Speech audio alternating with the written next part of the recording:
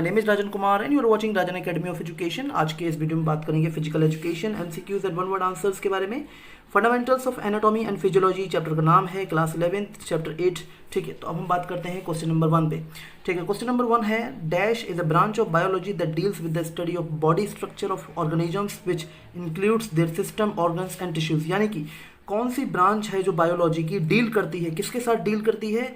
Deals with the study of body structure, जो body structure के बारे में हम पढ़ते हैं। ठीक है, जो भी ऑर्गेनिजम्स के बॉडी स्ट्रक्चर्स होते हैं उनके बारे में हम पढ़ते हैं, जिनमें उनके सिस्टम्स, ऑर्गन्स और टिश्यूज़ के बारे में भी पढ़ते हैं। तो ये कौन सी ब्रांच है बायोलॉजी की? तो भाई ये है एनाटॉमी, जिसमें हम बॉडी स्ट्रक्चर के बारे में पढ़ते हैं, जो भी ऑर्गेनिजम्स के बॉडी स्ट्रक्चर हैं, उनके सिस्टम, उनके ऑर्गन्स और उनके टिश्यूज़ के बारे में पढ़ते हैं। ठीक है, तो चलिए अब क्वेश्चन नंबर 2 पे आ जाते हैं हम लोग। क्वेश्चन नंबर 2 बोल रहा है dash is the branch of biology that deals with the functions and activities of the living organisms and their parts including all physical and chemical processes।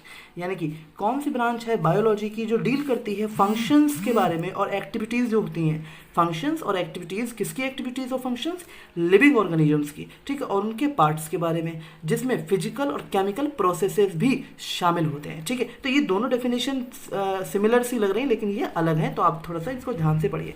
देखिए इसमें जो पहले वाले क्वेश्चन में देखिए क्या बोल रहा है, deals with the study of body structure. इसमें बॉडी स्ट्रक्चर के बारे में पढ़ते हैं, उनके सिस्टम के बारे में पढ़ते हैं, ऑर्गन्स के बारे में। इसमें क्या है, इसमें हम फंक्शंस और एक्टिविटीज़ के बारे में पढ़ते हैं लिविंग ऑर्गेनिजम्स के, और उनके जो पार्ट्स हैं जिसमें खास तौर पे चर्चा की जाती है, स्टडी की जाती है फिजिकल और केमिकल प्रोसेसेस के बारे में। तो वही किसमें? फिजियोलॉजी में। ठीक है, फिजियोलॉजी, ये डैश है मतलब यहाँ पे फिजियोलॉजी आएगा। तो चलिए अब बात करते हैं question number 3। Dash is the chief organ of circulation. यानी कि सर्कुलेशन में जो सर्कुलेशन का चीफ ऑर्गन कौन है? हार्ट। ठीक है, हार्ट जो होता है वो क्या है? चीफ ऑर्गन है सर्कुलेशन का, यानी कि सर्कुलेटरी सिस्टम का जो चीफ ऑर्गन है वो है हार्ट। ठीक है, अब बात करते हैं क्वेश्चन नंबर 4 पे। क्वेश्चन नंबर 4 में हम देख लेते हैं dash is an organ of digestion. यानी कि स्टमक। इसमें क्या, स्टमक एक ऐसा ऑर्गन है जो डाइजेशन, जहाँ डाइजेशन होता है। ठीक है, तो ये हम जो हमारा कंप्लीट हो गया है। ठीक है, बहुत इजी है ये।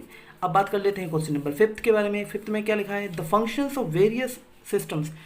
ठीक है, वेरियस सिस्टम, कई सारे सिस्टम्स के जो फंक्शंस होते हैं वो स्टडी किए जाते हैं। किसमें स्टडी वही किए जाते हैं? ये फिजियोलॉजी में स्टडी किए जाते हैं। ठीक है, अब बात कर लेते हैं क्वेश्चन नंबर 6 पे। Dash injuries are very closely associated with training and sports competition. यानी कि ट्रेनिंग और स्पोर्ट्स कॉम्पिटिशन में जो इंजरीज होती हैं वो बहुत ही एसोसिएटेड होती हैं, क्लोजली एसोसिएटेड होती हैं।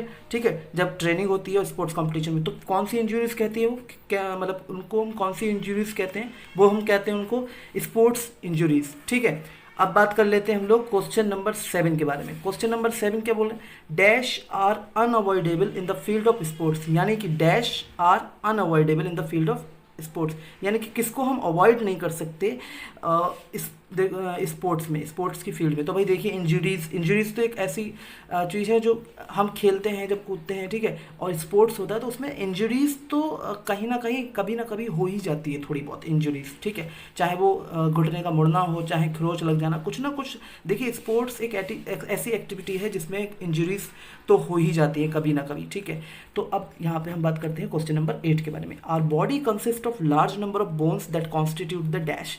यानी कि हमारी बॉडी में लार्ज नंबर ऑफ बोन्स होते हैं। ठीक है, और उस सभी बोन्स को मिलाकर हम क्या कहते हैं? स्केलेटन कहते हैं उसको। ये बहुत सिंपल क्वेश्चन है और आंसर है, लेकिन हमें ये पढ़ना जरूरी है। ठीक है, अब बात कर लेते हैं अ स्पाइनल कॉलम।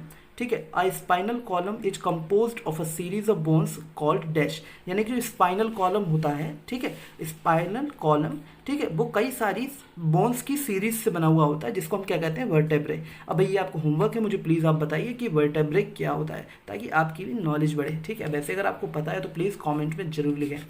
अब बात कर लेते हैं हम लोग क्वेश्चन नंबर 10 के बारे में। In human beings air is taken into the body through.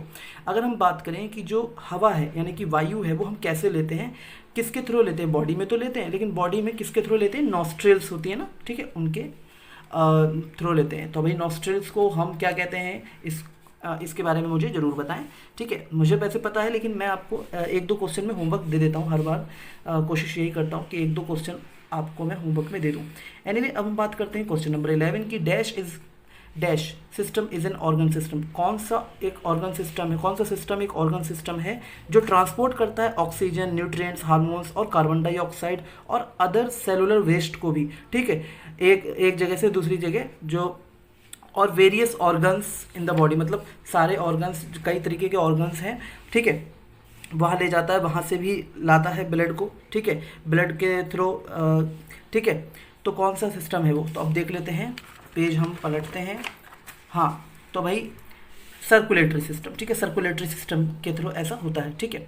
तो एक बार दोबारा देख लेते हैं सर्कुलेटरी सिस्टम क्या करता है। सर्कुलेटरी सिस्टम जो है वो ये करता है कि सर्कुलेटरी सिस्टम एक system is an organ system, ये एक ऑर्गन सिस्टम है, ठीक है, जो ट्रांसपोर्ट करता है ऑक्सीजन को, न्यूट्रिएंट्स को, हार्मोन्स को, कार्बन डाइऑक्साइड को और अदर सेलुलर वेस्ट को एक जगह से दूसरे जगह, जो भी वेरियस ऑर्गन्स हैं बॉडी में उनमें, ठीक है। तो अब हम बात करते हैं अपने नेक्स्ट क्वेश्चन की तरफ बढ़ते हैं। क्वेश्चन नंबर 12 हमारे पास है। इसकी अगर आपको पीडीएफ चाहिए तो प्लीज़ आप मुझे व्हाट्सअप करें, तभी मैं आपको पीडीएफ भेज दूंगा, ठीक है।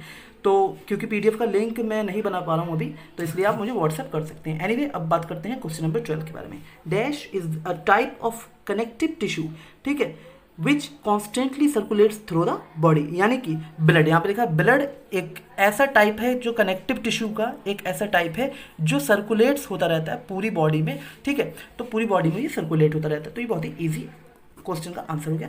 अब यहाँ पे dash have haemoglobin and iron containing pigment that has the ability to carry oxygen and carbon dioxide.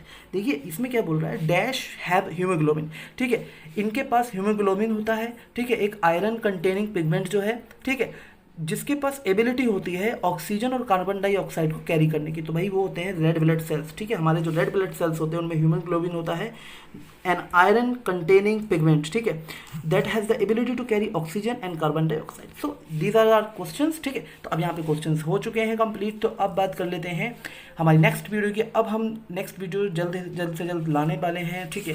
अभी जो हमारा, आप ये देख सकते हैं, जो हमारा चैप्टर 8 के हमने MCQs कर लिए हैं, ठीक है। अब हम चैप्टर 9 के नेक्स्ट वीडियो में करेंगे।